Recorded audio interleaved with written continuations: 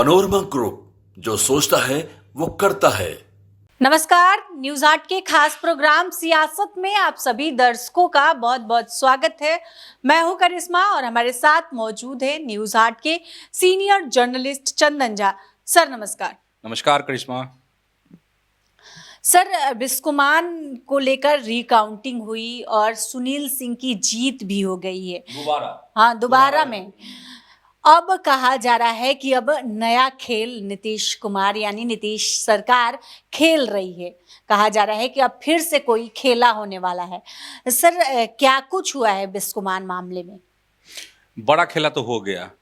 बड़ा खेला इसलिए हो गया कि पुनर्मतगणना बताई ही है अभी करिश्मा, उसमें भी सुनील सिंह का कहा जाता है इस तरह से क्योंकि सुनील सिंह गुट के ज़्यादा जो निदेशक मंडल में चुने गए हैं, मतलब 11 उनके और जो विशाल हैं उनके 5, ये रिकाउंटिंग में। अब जो बड़ा खेला ये हुआ है और एक खेला होना अभी बाकी है। तो पहला बड़ा खेला जो हो चुका है उसको समझिए, 3 नामित निदेशक जो हैं सरकार ने नियुक्त कर दिए हैं। एक हैं पूर्णिया के राकेश कुमार, सिवान के हैं पूर्व MLC हैं मनोज सिंह हैं, और तीसरे जो निदेशक हैं वह पटना के रहने वाले हैं दीपक कुमार, जिनको लोग दीपक चौरसिया के नाम से भी जानता है। और दीपक चौरसिया जो हैं दीघा के विधायक हैं भाजपा के, संजीव चौरसिया के भाई हैं। तो ये 3 नामित हो गए। मतलब पहले क्या मुकाबला था 17, अब जो मुकाबला होने वाला है वह 20 पर होने वाला है। मतलब जो अध्यक्ष का चुनाव होगा। अब अगर 5 हम मान लेते हैं कि 5 विशाल सिंह के तरफ के समर्थक अगर जीते हैं निदेशक मंडल में, तो 5 3 ये नामित, कहा जा रहा है कि ये जो 3 नामित किए गए हैं सरकार के द्वारा वह विशाल सिंह के समर्थक हैं। तो 5 3 8 हो गया। अब दूसरा जो खेला होने वाला है वो ये है कि अगर 2 से 3 इधर से उधर निदेशक हो गए, निदेशक मंडल में जो जीते हैं, तो खेल पूरी तरह से बदल जाएगी। खेल पूरी तरह से बदल इसलिए जाएगी, जो सुनील सिंह को उम्मीद है, जो वंदना सिंह को उम्मीद है, उस उम्मीद पर पानी फिर सकता है।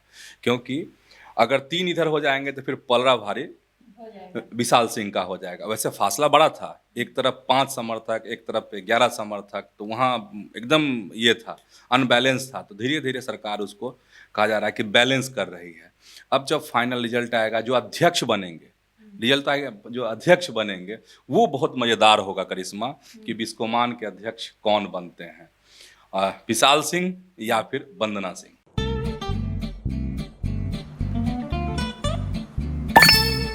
चलो इसको रोकते हैं। रुको रुको, गाड़ी साइड में लो। आरसी और लाइसेंस दिखाओ।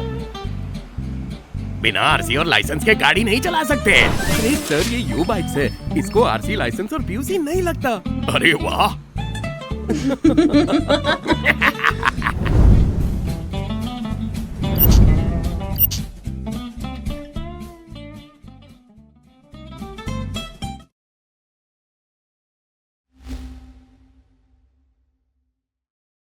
सर, बिहार विधानसभा चुनाव नजदीक आ गया है। कहा जा रहा है कि अब एनडीए में सिरफुटौल जारी हो गया है, जातीय रंग दिखने लगा है।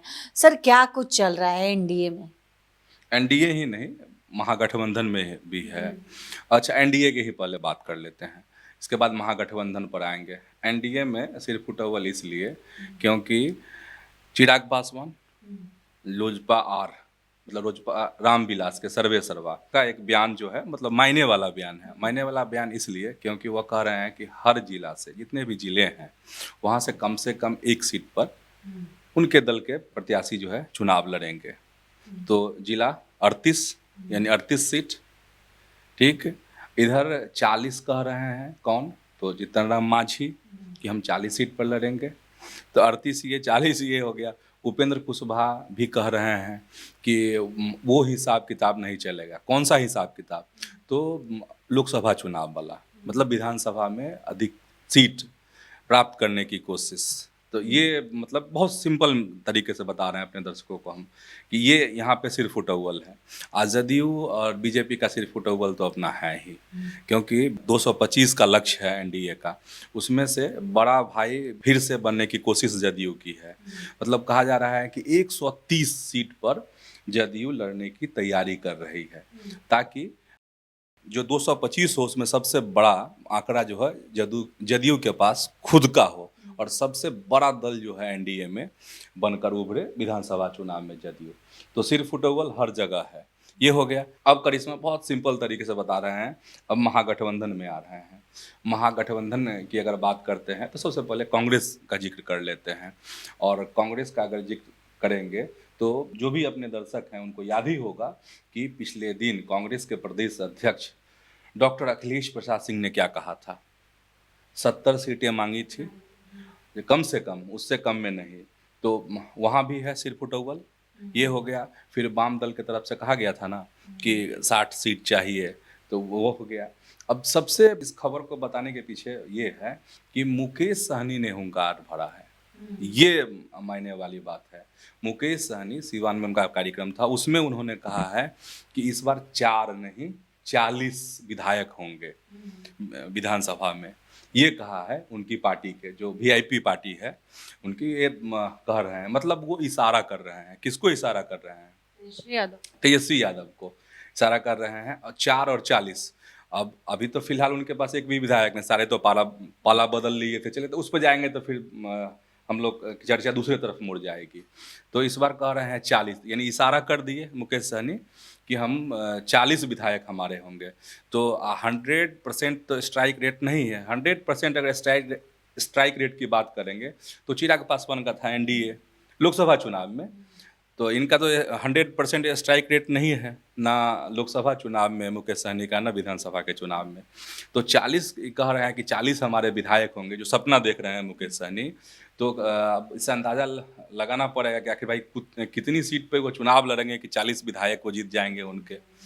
अब इसमें 2 संदेश जो मुझे समझ में आ रहा है, एकदम मोटा मोटी संदेश इसमें ये है कि तेजस्वी को ये मैसेज पहुंचाने की, और हाँ मतलब सीट मैक्सिमम प्राप्त करने की कोशिश वीआईपी की। और उससे बड़ा मैसेज मुझे ये दिख रहा है कि जो खबर पिछले दिन आई थी कि मुकेश सहनी महागठबंधन में हैं, पूरी प्रतिबद्धता के साथ हैं। हम उनकी प्रतिबद्धता पे सवाल अभी नहीं उठा रहे हैं, लेकिन उनका मन डोल रहा है। मतलब कि या तो इतनी सीट दीजिए हमको, और नहीं तो हम फिर चले तो चलेंगे, तो चल के जाएंगे कहाँ? अकेले तो बहुत कुछ नहीं कर सकते। कोई भी अकेले नहीं कर रहा है, जदयू भी नहीं कर रहा है, भाजपा भी नहीं कर रही है, कोई भी नहीं कर रहा है। तो चले तो जाएंगे कहाँ? बीजेपी के साथ, एनडीए के साथ। तो दिखा रहे हैं। अब इस प्रेशर का कितना असर राजद पर पड़ेगा, पूरे महागठबंधन इंडिया गठबंधन में पड़ेगा, अभी नहीं कह सकते। लेकिन सब में, दोनों गठबंधन में, इंडिया गठबंधन में भी, मतलब महागठबंधन में भी और एनडीए में भी रार जो है सीटों को लेकर छिड़ी हुई है। और सबसे नया राग कहेंगे तो वो मुकेश सहनी का है। तो इसका मतलब यह भी निकलता है कि कहीं बड़े स्तर पर पर्दे के पीछे मुकेश सहनी की भाजपा से बात तो नहीं चल रही, ताकि एक पैसेज वो तैयार कर रहे हैं कि अगर मौका मिले तो निकल ले। अब क्या है, पर्दे के पीछे की बात है। जब पर्दे पे बात आएगी तो सब समझ ही जाएंगे, हम लोग भी समझ जाएंगे और हमारे दर्शक भी जान जाएंगे। तो आज के इस वीडियो में बस इतना ही। आगे की खबरों के लिए आप हमारे चैनल न्यूज़ 8 को सब्सक्राइब कर ले। अगर फेसबुक पर देख रहे हैं तो पेज को लाइक करना ना भूलें। हमारी वेबसाइट है news8.com, उसे भी जरूर विजिट करें। धन्यवाद।